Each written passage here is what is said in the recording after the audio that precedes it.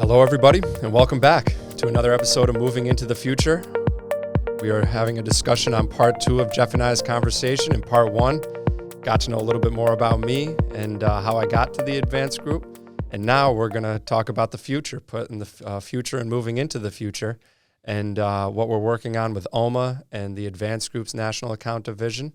So, Jeff, as our guest host, I'll turn it back over to you, and you can take it from here. Awesome. And I just want to say I had so much fun the first episode. This is a really cool thing that you do here. And, I could see why you do it, and I could see why people come on. And I may have to host again. Yeah, man. You're doing a great job. I appreciate that. I'm really trying hard not to talk, and you know how much I like to talk. So it's good to hear you talk and get you out on the open road.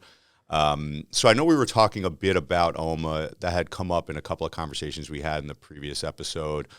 When you were working with Indeed and some of the opportunities that you have here coming up. So let's talk a little bit about the Office Moving Alliance, what it means to you and how far it's come from that time at Indeed, because I was there and I remember that pitch meeting with Doug Hollingshead and Anthony Parziali, who's now a board member, and to where it was to what it is now.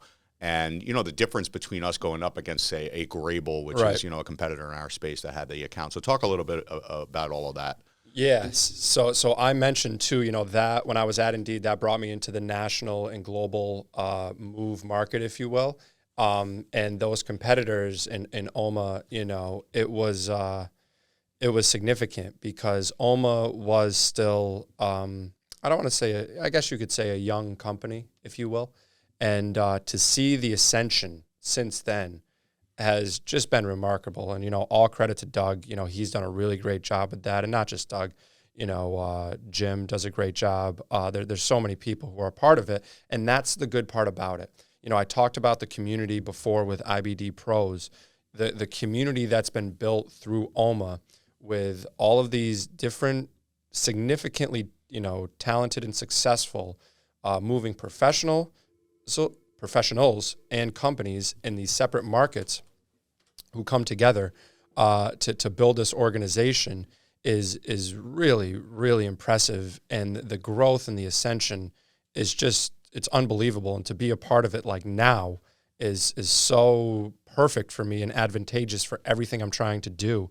And I think the biggest difference from the time where we sat down in 2016 maybe to now is OMA is a legitimate company. It is not just a legitimate, but like leader in the industry company and ascending at an incredibly fast pace.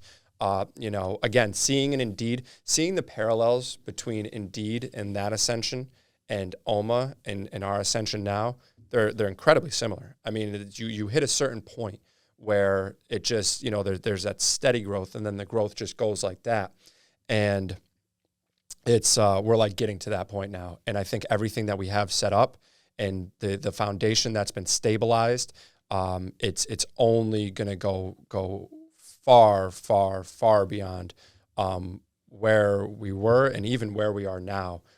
There's so many good things the organization is doing. Our young leaders group, the sales organization, the marketing tech, leadership is in a great standpoint. And I feel like there's also been a significant switch too with the level of buy-ins from partners. That it's very sensitive when you bring different moving companies into one organization. There's egos at play, which is natural. But I feel like in the last 1 to 2 years since I've been a part of the organization, that's something we've really overcome. And there's complete buy-in by everybody. They see what's going on. They see how important it is.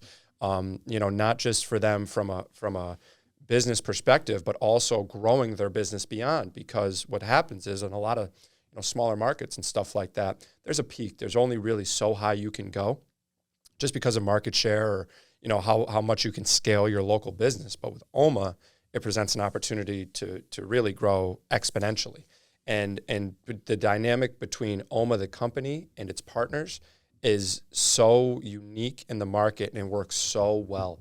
The way that I can get things done for my clients at a very, fast rate, fast turnaround, and get it done well is amazing. I'm going to shout out my guy Charlie at Corrigan in Buffalo. I have a client up there, had a very difficult lab project where we had to clear out a bunch of the equipment, ship it to different locations around the country for them, move some items to their new office, and it went perfect. And perfect. And there's so many variables and different logistical aspects to this move, from handling large equipment to making sure everything winds up into the right location to protecting it safely so it can be shipped interstate through different states. It's incredible. So to be in the room with these people at our different conferences and stuff like that, it's like a dream come true professionally. I love, because it raises me up to I want to be better for these people. So it's really, really great. I couldn't be more thankful to be a part of it and to be growing with the group too. Yeah, it's incredible, and it's incredible to see your growth within that organization as well. And we were just out in Phoenix in October, and you had the opportunity to present to the group about selling national accounts, and I thought you were the perfect person to do that with. I know Mike Griffin helped you out on that, and Mike's a wealth of knowledge too.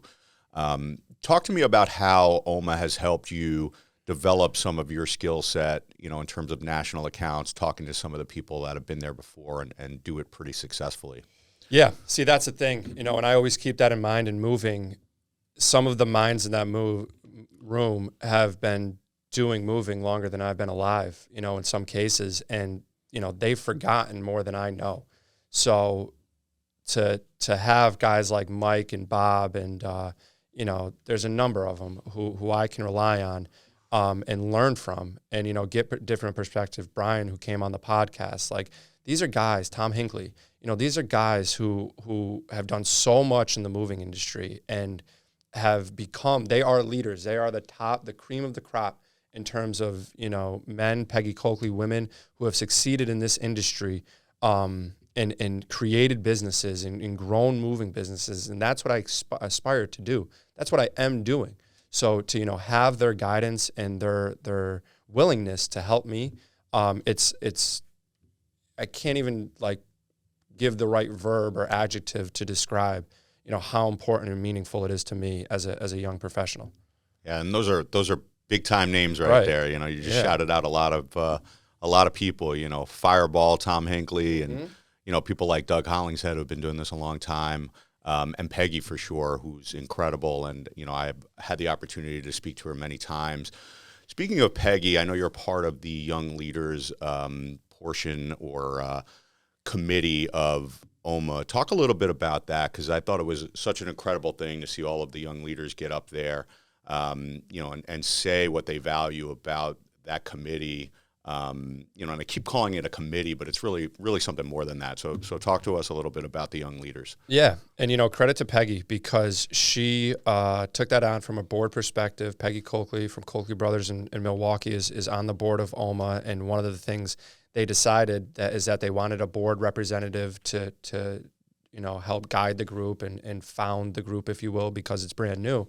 And Peggy came on and turned it into legitimate leadership training. The things that she is teaching us, also Jennifer Barlatota as well, has been very helpful from a leadership aspect and looking at things from different vantage points or approaching things as a leader, specifically in business and life, has been incredibly helpful.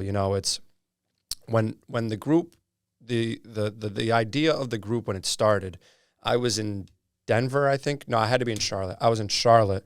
It was like my second OMA conference, and I was just chatting with one of the younger guys there who I met, and he had said, we should start like a young leaders group. And I had been thinking about it too. Like, it was a great idea because there were a lot of young people in the room.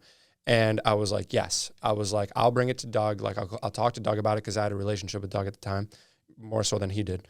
And I brought it up to Doug, and he loved the idea too. And with me at first, I just saw it as like, kind of, a small thing, like a networking group within OMA for young people, where we would get together once a month and just kind of, shoot the shit and like talk about what we're working on, different opportunities, that sort of thing. But then again, Peggy took it upon herself, and with Doug's help too, to really turn it into something more. And now what you have is 12 individuals in our industry who are incredibly talented, incredibly committed, incredibly committed to national accounts and growing that aspect of their business. And these are relationships we're going to have for the next 20 years. And not only that, but the group is going to grow. We're going to have new classes. And, it's going to be a significant thing for people, companies in OMA to get their young people in this group. When we were at the, global conference, many people came up to me and they're like, I got this guy or this girl at my company. I'm thinking about getting them into, young leaders, should I get them in? And I'm telling them, I'm like, it's definitely good if they have potential, but you really need to get them involved in OMA first. They need to come to these conferences. They need to see how we operate here, and that's what we've done. We've laid a new foundation. I was talking about the foundation of OMA before. This young leaders group is really a new foundation that is going to benefit us within the industry for years to come, because there's no other organization like this within the moving industry, even close. So that's the thing. It's completely unique. It's completely creative, and it's remarkably impactful for what it's doing, in the short term and long term. So I'm really excited about it. I'm once again incredibly blessed to have it as an outlet for me as I continue to grow, and it's been great. Yeah, I thought it was a great idea. When you brought it to Anthony's attention and myself, not only did we think you were the perfect person to sort of lead the charge of the young leaders, but we see the commitment from the other members that are part of this, and there is a lot of talent across the board there. But more importantly, there's a lot of enthusiasm and a lot of willingness to become leaders and grow as leaders as part of OMA. And I certainly wish this was around when I remember my first OMA conference back in San Diego, and I always felt it was kind of me and Amy, and that was it as far as sort of the young people go, right. and Travis from Caravan, right, and maybe a Brian Martin here or there, but there wasn't this cohesive nature to a group that was being led by somebody like Peggy, who's sort of been there, done that, and is a seasoned veteran. I mean, this is the future of OMA, and this is the future of the board, and this is what makes OMA so unique, to the industry and to everybody there. So it's community. It's really cool, and I'm very happy that you're doing that, and I'm happy that you sort of were involved in bringing it about, and went to Doug and all of that, and that shows the leadership characteristics that we saw in you. So. I want to move back to the advanced group a little bit, and our tagline, as everyone knows, is moving into the future. So what kind of things are you working on, Jack? How are you pushing the boundaries here, and what are you looking to do to move everybody into the future? Yeah, so good question. My main objective is to spread the services and brand that you've helped create, and Viv and Anthony and everybody involved have helped create in New York, and spread that to a national, global perspective. Premier move management for large companies who have expansive portfolios and have a bevy of workplace services that need to be tended to, whether it's furniture, IT, really making an impact in that world. And then on top of that, I think there is a real opportunity to be an industry leader in certain aspects of sustainability and furniture asset management, for IT asset management. That was one of the things I learned on the end user side, is a lot of these companies, they don't keep track of their assets and stuff like that. And I don't want to give away too much of my secrets here. But, I think there's a level of creativity, both from a service and market perspective, hence this podcast, that we are creating and building that's simply not happening at other moving companies. And, what I am learning about this little journey of mine is it certainly takes time. And it's little by little, and as long as we're doing good work and we're getting the message out there, as far as what we're trying to do and how we're trying to service people, because that's the other part of it too, is when you're trying to reshift a brand, if you will, or resell a brand as something new, it's hard. It's hard to really, pound that into people. And again, we are the Advanced Group, the largest, workplace service provider in the tri-state area. So how do you get that message out, to people in Las Vegas and in Arizona, and how do you get it so that when they Google the Advanced Group, they say that they're based in New York, but like that doesn't even matter because they service everywhere, right? So it's a unique challenge, but I really enjoy it. And like one of the things with me too, I don't know at what point I made this statement about myself, but I want to be the epicenter of moving. Like I want everyone in the industry to know me. I want all the clients to know me. I want people, when they think move, they think of Jack Macejka. Like that is something very important to me. So ideally, not even in the far future, but in the near future, we have software that we're offering to clients to manage their assets and stuff like that, and make educated decisions, for second use or warehousing or whatever it may be. That's where I see the industry going. That's how I see the greatest benefit to the Advanced Group and our brand and growing into the premier organization. Because again, I saw the blueprint from OMA, and I saw it from all my Grable, Sudeth. That's the other part about being on the end user side, is you learn about your competition. So I know all about the competitors out there, Hildrup, GWS, whoever it may be. I'm very keen to them and see what they're doing too. But the way I see it is everybody could do the same thing if they wanted. Everybody can do whatever I tell you here. It's all about how you market it. And it's all about, how you become the most viable option when people are selecting who they buy.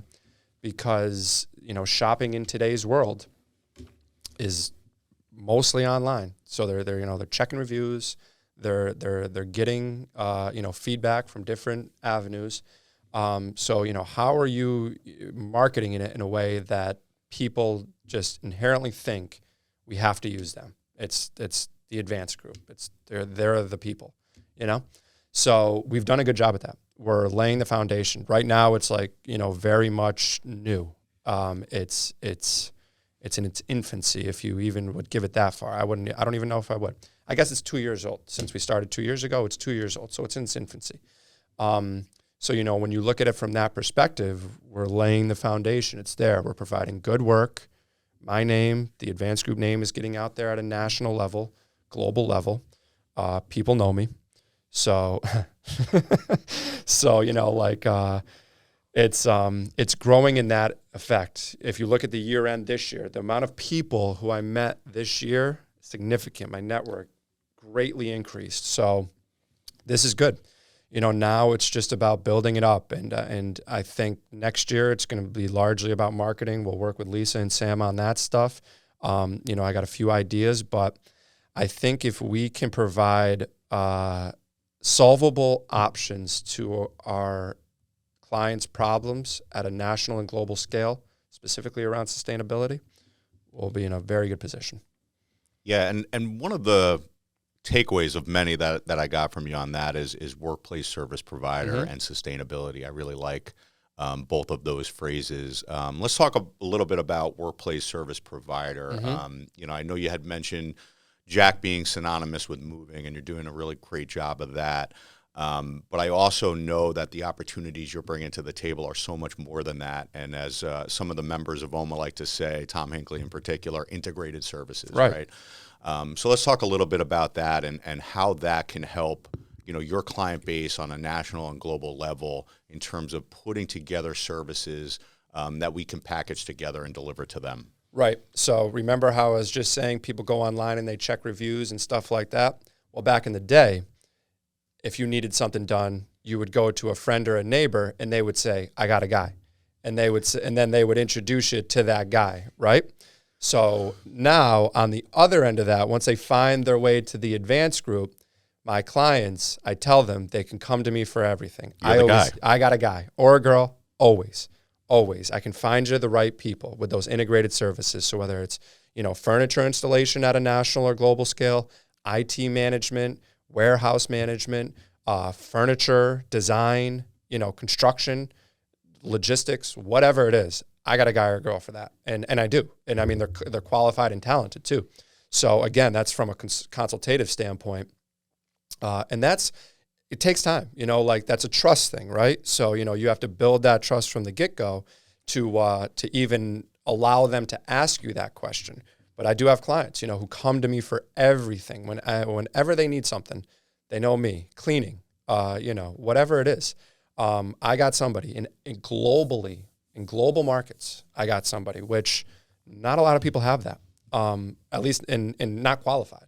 So that was another thing I learned from the Grable, perspective was kind of Grable's approach is they're going to be the high level project manager. But then, when I'm doing a job in Singapore, they don't have people in Singapore, so they had to go find somebody, not me. Like I got people there already. So, and stuff like that, that's the thing. And see, on top of that, no one's done boots on the ground move in Singapore and Tokyo and Brazil. I have. So like, that's the other aspect of this. Like not only do I have people out there, but I know what it's like to be on the ground, doing a move, doing an office opening, whatever it may be, in these different markets, internationally, not speaking the same language, all that stuff. So that's the other aspect of it to integrated services. And again, that's when you become most valuable because you're streamlining like 5 or 6 different vendors through me. And there are clients who do that. And I can always get it done. And why I can get it done too, and this is important, one of the things I learned earlier, or I was talking about earlier as far as like communicating jobs, that's where things break down, is it's largely through communication, especially in moving. You're speaking with the client directly, and then you're relaying that message to your different vendors, right? I have become a high-level communicator, orally, written. I focus on that very much, and I'm like tentative to a fault at that stuff, writing up reports, pre-project reports, having pre-project meetings where we're going over those reports, that type of stuff. That's what makes you a premier move manager in my eyes. That's the level of technicality and detail that gives you an opportunity to provide high-level service. So that's why, and again, on top of that, I know what I'm talking about. It's not like I'm going into these meetings blind. Like I know furniture, I know systems, I know, ancillary, warehousing, procuring, delivery spreads. What are we looking at here in terms of all that stuff? I know IT up to a point. I know enough to be dangerous until I have to introduce him to Greg. But I know how to talk low voltage. I know how to talk security, construction. I can read drawings for the most part. I can read the important things. Where's the power coming from? Like stuff like that. So that's why it's a wealth of knowledge here for a relatively young man. Yeah, and the consultative approach is just phenomenal, and it's going to serve you very well.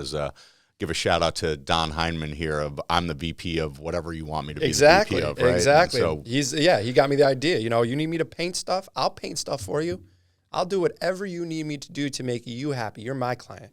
And that stems back to I just like making people happy. That's right. And you got a couple of cool opportunities from my understanding of doing this. I know we had a meeting a little later, and I'm going to touch upon that in a second. But you had brought up also sustainability. Let's talk a bit about that, the importance of that in the world that we live in now and how that can separate us from everybody else. Yeah. So what's significant about that is governments are starting to interfere with sustainability and climate change and all that aspect. So there's certain laws that are being put into place that are requiring companies to have a certain, green carbon emission, whatever it may be. That is in the process of touching furniture too and touching assets. So how you manage those assets, once they get in your office and then leave your office is important.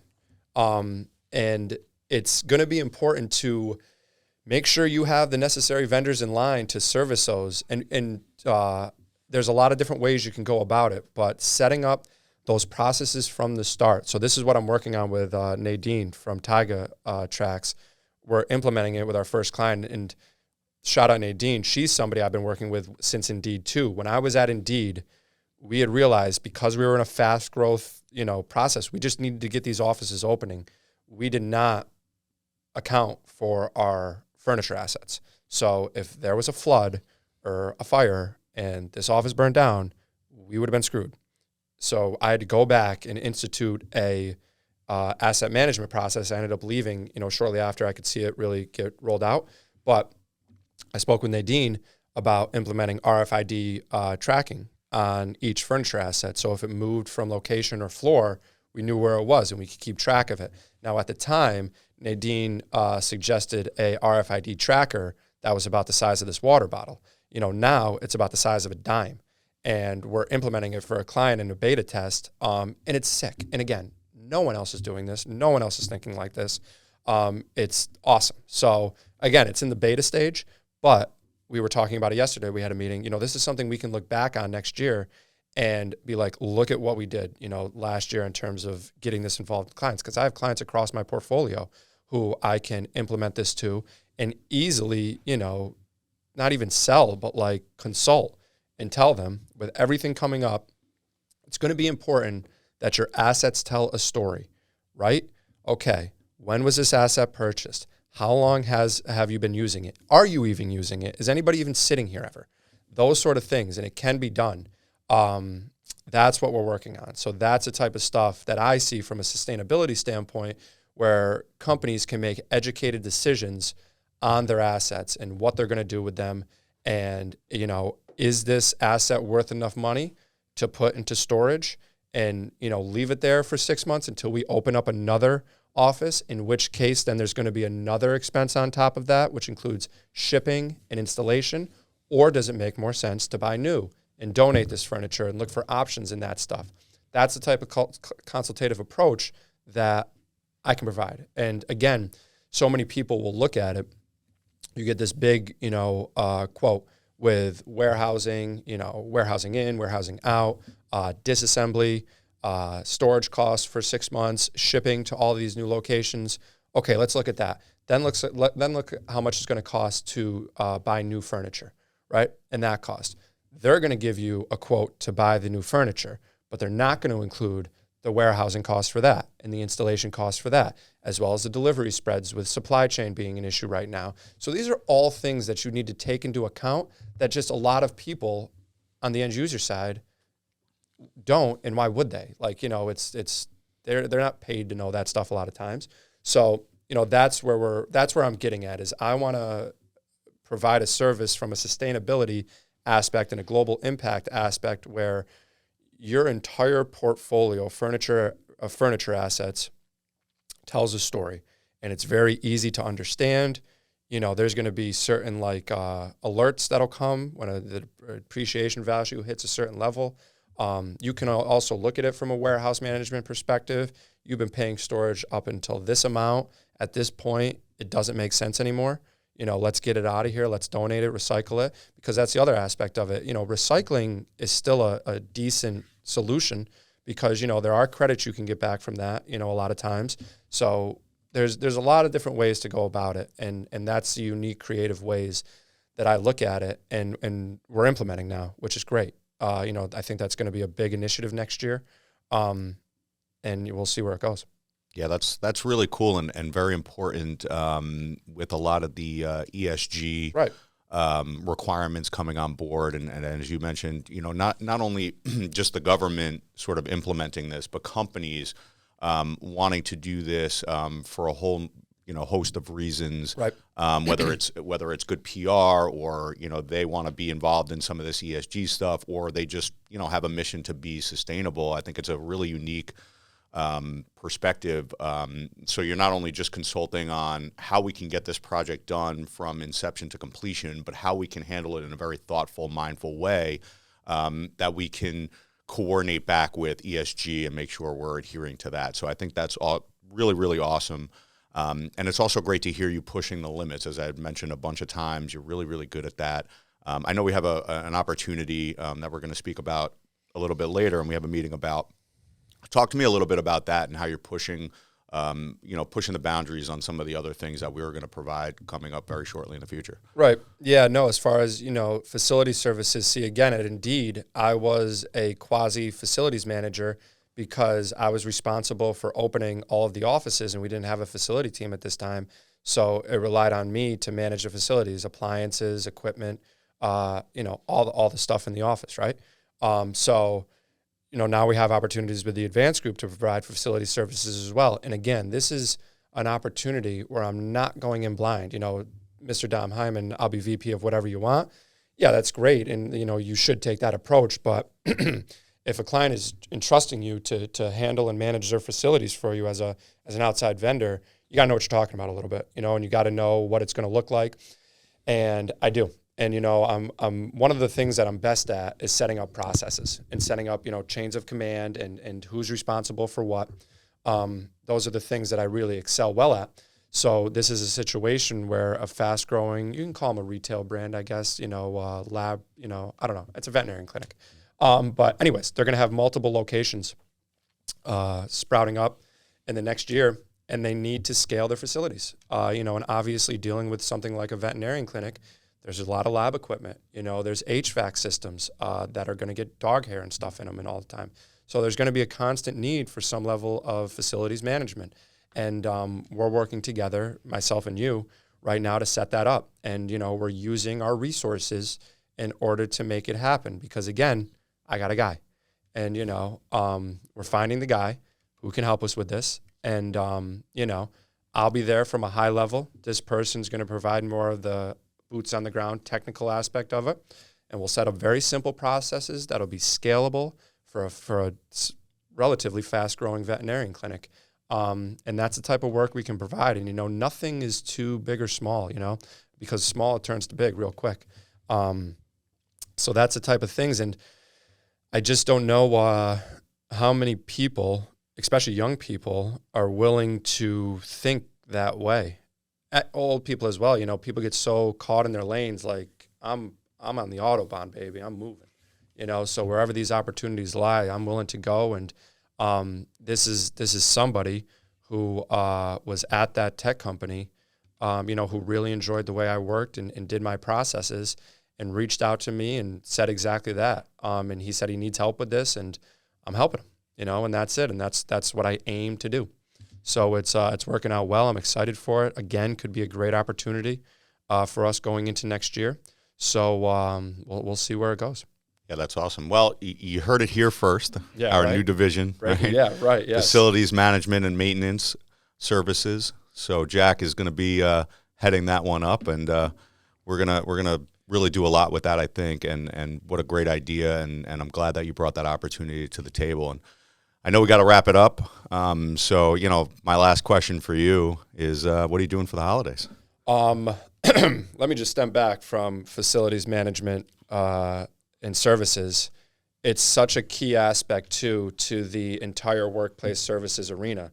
And I'm actually happy to head that up. I'm finding out for the first time too right now. And, I think that's great though, because again, you become that full service, integrated services company. And again, the more things we can do for our clients and do it well, which is the most important part, is amazing. And that's what we're aiming to do at the Advanced Group. I said it before. So that is great. For the holidays, I got a couple more work events. I'm dressing up as Santa tonight. I said that in the last episode, but we got that. My mother is coming down tomorrow. Are you going to be in the office? Awesome. Yeah, I'll be around. You'll meet her. We're going to Andre Bocelli at the Garden. All right. Yeah. Wow. So we're doing that. I know. You're going to have a great time. I know. And Christmas in New York, as you know, I know. There's nothing like it. I just saw the tree on Sunday with my nieces, and that was a whole fun trip, except for the fact that I had to carry them around for 20 minutes, and I'm super out of shape for that. So I look forward to meeting your mom. It also sounds like you're going to be taking some time to build a whole division for us over the holidays. I got to so do good luck with that. You got your work cut out. We got a whole new marketing plan going now. Absolutely. So awesome. So yeah, there's that, and then I'll be upstate, and then I'm going to Tampa for New Year's. What are you doing? Well, I'm going to be in California for Christmas to New Year's. I get to spend some time with my dad, so that's going to be a lot of fun in Palm Springs. Get to play some golf. Nice. And of course, Anthony and I have to work on closing the year out and getting all of the sales numbers, because you guys did such a great job this year. We had a great year. And we're gonna have to calculate that all up and close out OMA and see how well we did, end of the year for that, and look forward to 2023 and all that's going to bring. And we got our work cut out for us. We really do, but I'm telling you, brother, we got a lot to do here. We're doing good work though, and that's what matters. And we're having a good time doing it. So yeah, man, onward and upward. Thanks for coming on. This was fun. This was a great time, Jack, and kudos to you for doing this. And I look forward to coming back. Absolutely, man. Looking forward to the next time. Thanks everybody for listening.